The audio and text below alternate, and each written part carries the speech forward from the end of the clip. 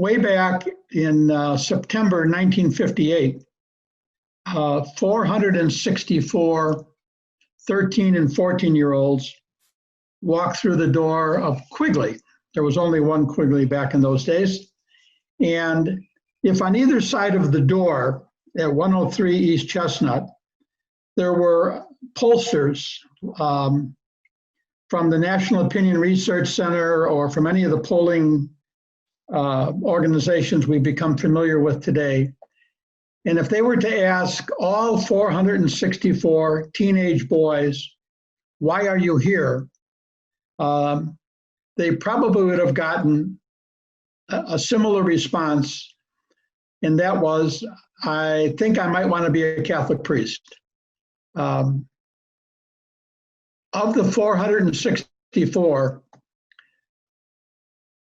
that was 1958, 62 years later, reflecting on 50 years of ministry, on May 13th, 1970, fewer than 30 of those 464 teenage boys were ordained to the priesthood at Mundelein. We had a few more than that, but they were what we called over the years specials. They didn't start out as a cohort and didn't walk the next 12 years together, but joined us at various times during our journey to ordination. So I've always believed that the seminary was a better training ground for lay ministry than it was for priesthood, just based on the number of people who were the recipients of that. You get 20 some out of 460, but you probably got hundreds who, ever since they walked through those doors, and those who are still with us in this world, continue to leave a mark on the world, to leave a mark on their careers and jobs and a number of different things. And so many of those in my class, would say that my training really began at Quigley. We were supposed to have our 50th anniversary this year, and like most things, after March, nothing came to fruition. But one of our former classmates, Bill Seek, came up with an idea that if we could write some reflection on our time together, and 43 of the guys, 62 years later, after joining Quigley, wrote a series of reflections upon our time in the seminary and what it meant to us. And it's I've read the journal 3 or 4 times already, and it's just profound. These are people that you saw as teenagers, some of whom have done remarkably gifted things with their lives, but everybody has made a contribution to the world. And so I want to be able to say, I think tonight, that, really as I begin, that anybody whose name I see popping up on the right side of the screen over there, there's a lot of guys in the class ahead of me. Steve Homowicki is another one, Tom Polenzani, Bob Eam, Pete Mazza was 2 years ahead of me, so on and so forth. The one thing every one of us has in common is not that the seminary trained us to be priests, but what we had in common is we had a dream. And the dream was, whenever we entered, we probably would have said in our own language, in our own way, I think I would like to be a priest. So when Sydney asked if I would do this tonight, because I found the culprit of the asking to be Bill Rowley, who is somewhere out there, I saw his name and his edifice pop up. I named it Some Dreams Never Leave. They change somewhat, but they never leave. So I have a sneaking suspicion that all of us, from Tom Menard, the old timer who's with us tonight, the class of 66, Tom, I think, to the younger men I've not had the privilege of meeting, or for those of you in the lay state, I've not met most of your wives, partners or whatever. We still, I think, carry within us some element of that dream. My class gets together once a year in August up at Tom Gaughan's cottage in a small lake in southeast Wisconsin. We're usually anywhere between 30 and 40 guys. And when you think, these are guys that met each other right now, 62 years ago, that's an incredible amount of people who continue to stay together. We were much fewer this year because of COVID-19, but we still had about 14, 16, 17 guys who showed up. And we have mass outside, and I was able to sit off on the right and to look around the people who were there. And I was really humbled that I've known these people probably longer than I've known anyone in my life, 62 years. You know some better than others, but we all had that dream. And so what I want to find out tonight a little bit is at least I'd like to talk a little bit about that dream we have, that we still have in common. And I want to identify myself as sort of the last of the Mohicans. I think I was the kid who went into Quigley after 8th grade. I was one of the youngest in my class. I was only 12 years old. I found somebody, I thought I was the youngest until I found the obituary the other day for one of our classmates, Tom Tobin, may he rest in peace, a Jesuit. Tom and I went to Little Flower Grade School together, along with Tom Lavery and Charlie O'Brien and Donald McDougall, all classmates from Quigley. And Tom was born in November of 1945, and I was born in October of 45. So he was the youngest, but I was right behind him, right ahead of him, less than 30 days. So we were the youngest, and I wanted to be a priest. And that sort of drove me on. Obviously, in those days, I had no idea what that meant concretely. But I was a victim of my own circumstances. I was a church rat. I was at Little Flower. I served anything that they could find. I served masses, funerals, weddings, benedictions, every kind of thing. I hung around the church. Going ahead some 50 years later, I got a phone call one day in the mid-1980s, and it was a priest who was at my parish when I was in grade school. He was in charge of the altar boys. And he called and he said, John, this is Father, I'll leave his name out for obvious reasons. It's Father so-and-so, and I've got to ask you a question. And I said, Father, before you go any further, I need to say something to you. I had not seen him since we graduated from 8th grade. By then, I had already moved to another parish, and once 8th grade came and went, my involvement in another neighborhood occupied the world in which I lived. And to go back to the old neighborhood just wasn't practical or feasible. So I lost contact with my grade school classmates, as well as the priests in the parish. So I said, I want to say something, Father, that I've never had the chance to say to you before, and that is you were the reason, the primary reason that I went to Quigley.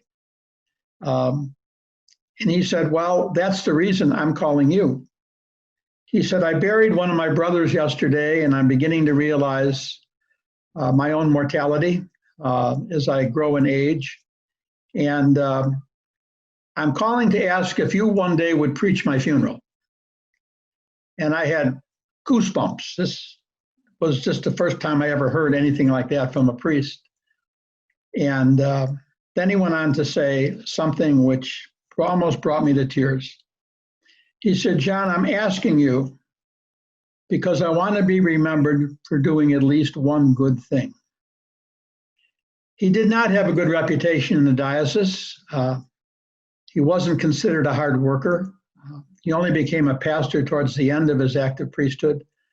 But when he said that, I want to be remembered for doing at least one good thing. It brought me low and humbled me. And it never left me. And a few years ago, I preached his funeral. What goes around comes around. So as the years moved on, my dream continued to develop. I did not have good seminary experiences because all I wanted to do was be a priest, and I was afraid I was always going to get thrown out for some reason by the time I got to Mundelein. I would do anything they wanted me to do. I was afraid of flunking out because I was not that bright. And it was like most academic institutions, it's built around brain power and not built around pastoral ministry. I mean, it just wasn't in my day. Those were difficult times for me.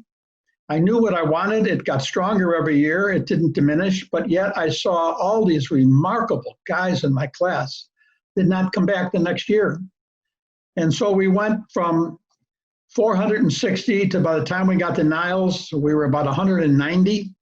And by the time we got to Mundelein in 1964, yes, we were 70. And by the time we got to theology, we were under 50. And by the time the day we were ordained, we were like 31 or 32.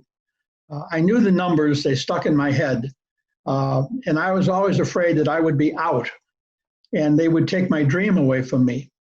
At best, I was a C student and I was pigeonholed that way.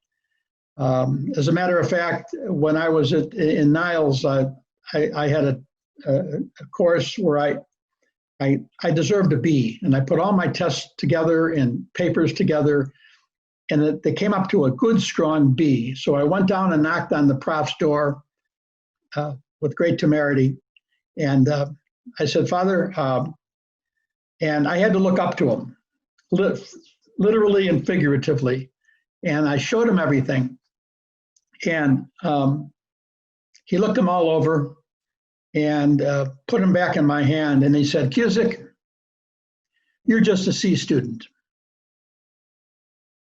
And you have no idea how that hurt me.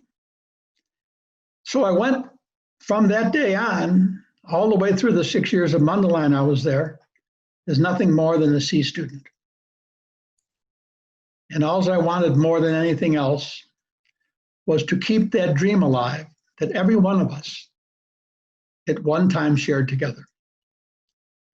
I saw that dream go in many different directions, as I mentioned, as guys every year bailed out. And when I looked across the grass this past August at the 16 guys that were there, I saw the talent.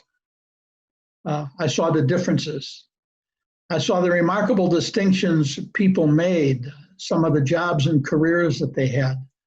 And yet I looked again, and I saw that at one time, 62 years ago, this year, 2020, we all had a similar dream. I think I want to be a priest. So we had that in common, and I still think we have a lot of that dream in common. And that's what brings me to say yes to Sydney to do this tonight, because I really do think we have more in common than we think we do. And maybe somehow in some way through John Carchi at Mundelein, more things like this can occur, that the ordained, the lay, the men and the women that are a part of this whole thing called our original dream can continue to be together and really try to support one another.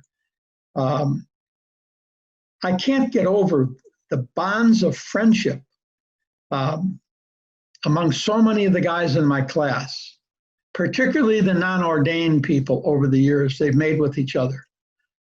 I can't get over the things that a lot of them do with their lives part-time.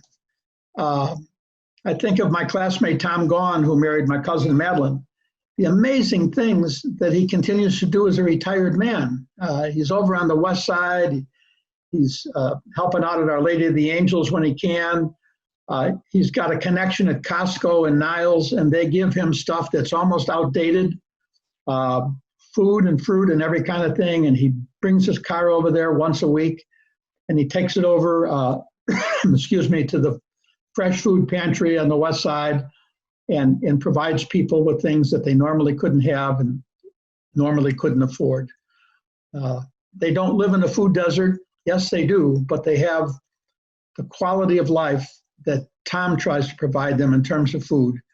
And I'm thinking, he's doing far greater things than I ever did with my life. And I was the product of why there was a seminary, to get people ordained into the Catholic Church. And I don't think that's it. I don't think the goal is ordination. The goal is to dream to do something good with our lives, great with our lives. When I look at some of the people I see on the right side of this page that I happen to know, remarkable people, medicine, law, a number of different things that I can see. It's giving back. It's being a part of something, and staying in touch with one another, so that wherever that dream might be living itself out today, it's still there. And so what I'd like to do, I think, I don't know, either maybe as a response to thinking out loud about some of the things I'm just throwing out there or in conversation, is where are each one of us, with our initial dream that literally is the reason we're here together tonight. Because at one time we all said, I think I want to be a priest. And some of us did. Most of us who around the sheet of people who are going to be with us tonight did not. That's the history, I think, of great seminaries, that they form wonderful lay people. They form good marriages. They form good families. They're just the good, I think, let's be honest, that we continue to do with our lives is really, really something. And we should never diminish that. But try and stay in touch. So maybe one of the things I'd ask us to reflect on tonight is, what was that dream? What was that initial dream that brought you in through the doors of 103 East Chestnut, or 7740 Southwestern Avenue, or 7135 North Harlem, or whatever the address was over at Loyola University and Sheridan Road, or St. Mary the Lake Seminary, Mundelein, Illinois, 60060. Those were the addresses of places that we called home for a while. Those are addresses of places where we made contacts, where we made decisions, where we found friends, where we went through a discernment process, where we tried to figure out what was the best journey in our lives for ourselves. Where could we make our mark? And maybe we're still working on some of that. I'm still trying to figure out, at the age, I'll be 75 in 3 weeks, what's next? I enjoy my retirement. I have no interest nor desire to go back to any kind of a work schedule. I love my freedom. I have no stress. In many ways, I don't have a tight connection to the institutional church any longer, particularly the job side of it. But yet, I'm trying to figure out how John Cusick can continue to take the thing that was in his head when he was 12 years old, walking through the door at 103 East Chestnut. And for 44 years, from May 13th, 1970, until May 13th, 2020, to celebrate 50 years of incarnating the Lord in the world the best way I can, and calling forth a divine sense of life that is found in every human being. I wrote a reflection for my 50th anniversary. I put it in this thing, which is a private manual for our class. But one of the things that if someone said, what's the lasting thing? As a priest, you want to leave with the world, and it's all about forgiveness. We got to let go of so much of the past. So many people that I've run into in my priesthood and in my personal life and in my family, it's built on grudges, it's built on guilt, it's built on embarrassment. Let all of that stuff go. I just think that the Lord Jesus, as he journeyed through life, was always trying to forgive people, let it go, reconcile them. As I preached on Sunday, if you say, what was Jesus all about? It was two things, forgiveness and communion. He wanted people to come together. And so maybe that's what is one of the goals of tonight. Come together, be in communion with one another, share what we've got in common, not how different we are. Even if we're no longer practicing the faith or any faith, as some of my classmates are, who were even at our little gathering in August. I looked around and, boy, there's some guys that The church is the furthest thing from them. But the dream isn't. They were there. They were with their classmates.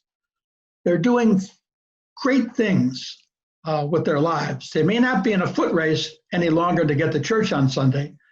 They may have a lot of difficulties with the institution. Don't we all? But at the same time, for some of us, we can live with that because we know there's something greater in the world, and that's a divine presence. And that's what the dream has always been rooted in. That's why I said, I think I want to be a priest. And that's the commonality I think that we have together tonight. And where did that come from? For me, it became incarnated in a priest who ran the altar boys at Little Flower Parish in the 1950s. He might not have been, throughout my journey through the priesthood, one of the greatest priests in the diocese, but that didn't mean a damn thing to me. He was important to me in who he was, not by name or title or things like that, that he was a priest and he did good things for people. Put that idea in my head. I think I'd like to do this stuff too. And so the journey for the next 12 years made that more real. Obviously, when you're 12 and 13 years old, I didn't know what that really meant, but it became more real as the years went on. It got challenged at times, as I said a couple times already, when some of the great men in my class did not come back the next year. I wanted to simply say, where are you? I miss them when we came back in September every year. They were the leading lights. They were the stars. They were the people I looked up to because I was really a nobody. I was a kid from the South Side. I was small in stature. I went through this thing after Niles that I was only a C student, that I had to struggle hard to have my dream fulfilled. So the day I was ordained, I had a tremendous feeling of freedom, that I did it against so many of the odds. I didn't have the talent. I didn't have the brains. I didn't have a lot of the things that guys in my class did I envy that? Yeah, but I looked up to it too. The guys in the class ahead of me, so many of you guys are on tonight, the class of 69. What a bunch of all-stars. What a great bunch of guys. And I looked up to them. I always looked up to people. I didn't put myself down, but I was always looking up. And so one of the things that I'd like to leave all of us with tonight, if I can, is something that I think the world really needs. The world needs mentors. And I think that's who a lot of us are. I was blessed after I was ordained because I didn't really know an awful lot of theology, thank God. But I remember being ordained and going into a parish, Mary Seat of Wisdom in Park Ridge, and I said, what will they do if they tell me, well, go into the school when school opens in the fall and, teach a little religion to the kids. I'm thinking, teach religion? I don't know any. And so I had to set out rebuilding and getting another education. I needed a pastoral education. I needed to know how Christ worked in the world. I needed to know that forgiveness was not just sacrament of penance, but it worked through people and it freed people up from their past and put them in contact with their higher power. I was privileged in the early years of my priesthood to work with a lot of women and men, more men than women, who were struggling to become sober. There are days I lived with a priest who was a priest alcoholic, and I said to him one day, I said, Jake, I have such admiration for people in AA. I said, I wish I were a drunk some days so I could get in your club, because these were people who I thought they knew how to get free of their past. They knew how to do a fifth step, which is really in the church language, confession. They were brutally honest. They were in many ways born again. They'll tell you the day they quit drinking. They'll tell you how many years is their anniversary. And they meant the world to me. And then I ran into great priests. And then I ran into great lay people. I remember one day looking out from Sunday at Old St. Pat's, and who was in the back of the church on my right, way in the back, actually in a wheelchair behind the last row? Patty Crowley.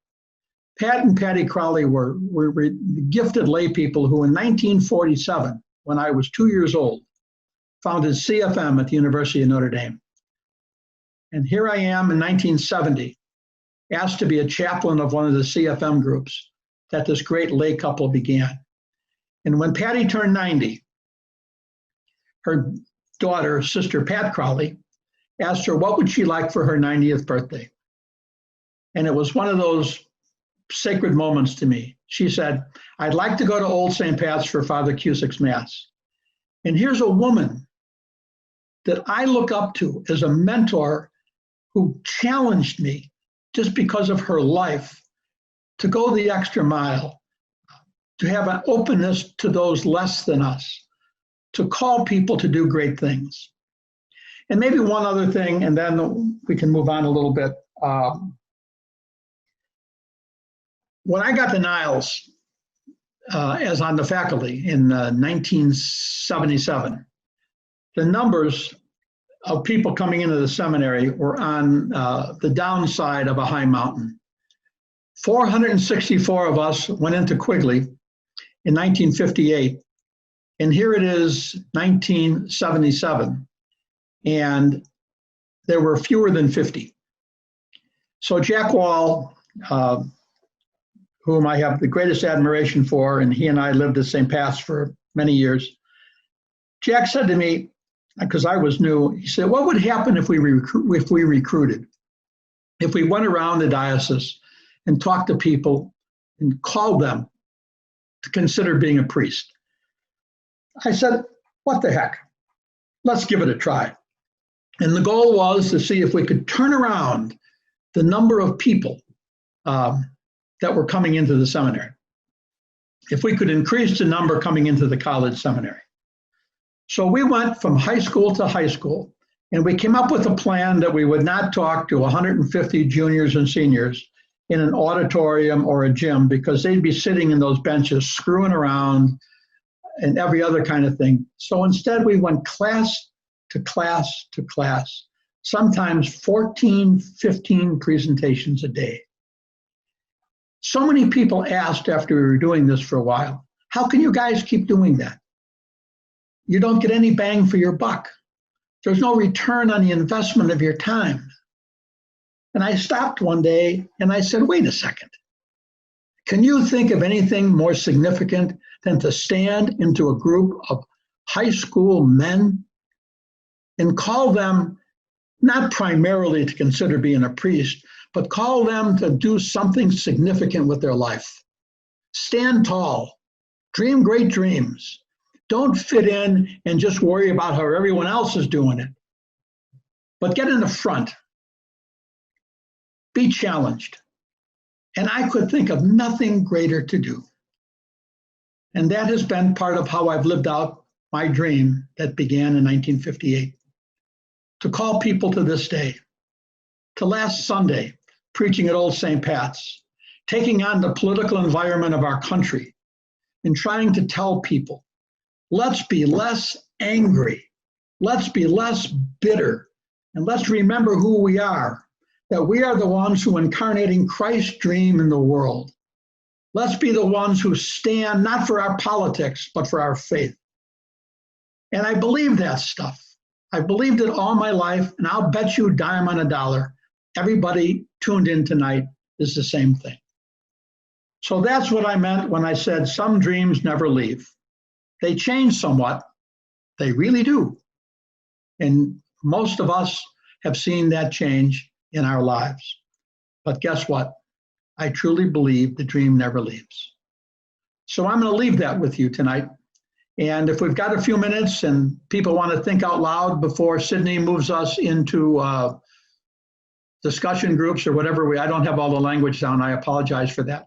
But if somebody wants to make a comment, I think you can probably do that. I don't know, you probably have to get that little red line through your microphone dropped off and think out loud a little bit. And we'll go from there, and Sydney will tell me what's coming next, because I can see here right above my hairline. So let's take one question. If you have a question for Father, you can either put it in the chat right now, or the first hand raised using the participants button. We'll just take I that. also, not just always a question, a reflection. Think out loud. Did anything trigger in your head? You know, based on some dreams never leave. They've changed somewhat, but they never leave. Where is that today?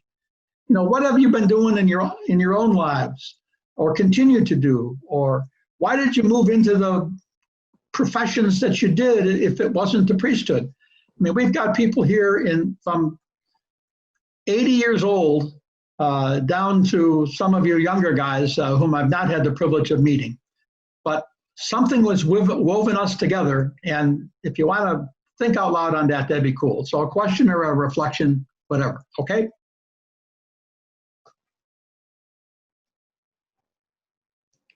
Well, we've silenced the congregation. Now that's hard to do. All right, Father Cusick, I'll break the ice here. This is Ken Menares. First of all, thank you very much for that just wonderful reflection and for bringing us all together. To your point, bringing this community of mentors and leaders together. I'm honored to be with this group of people who most I've never met. But my days at Quigley were among the proudest and most happiest times for me from 92 to 96.